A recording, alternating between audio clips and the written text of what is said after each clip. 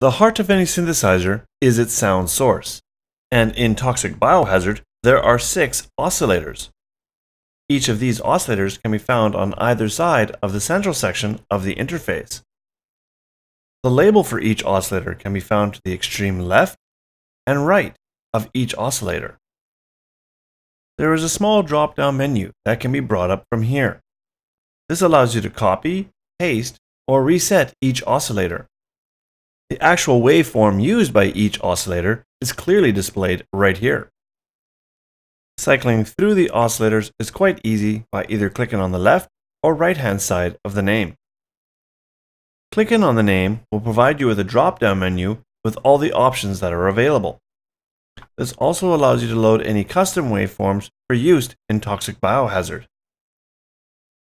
Clicking on the waveform itself will either turn the oscillator on or off.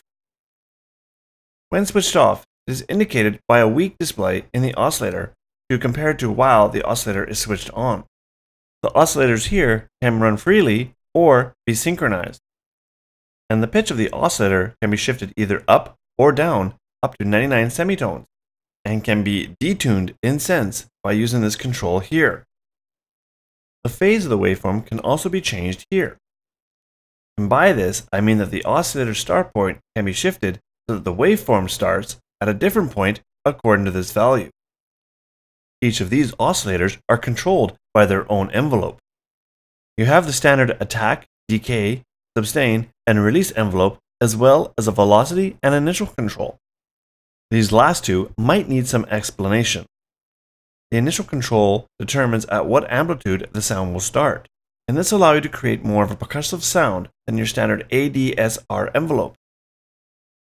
The velocity slider determines what effect the MIDI velocity will have on the envelope, giving you more control of the actual sound level of the sound in comparison. The frequency of the oscillator can also be offset by using this control. These sounds are then mixed through this section of the interface, and you can set each sound's mix level and pan amount here. So far, none of this is particularly different than anything you have seen before with subtractive synthesis. And indeed, you can use Toxic Biohazard as a fully functional subtractive synthesizer. Frequency modulation, as I mentioned before, does work quite differently.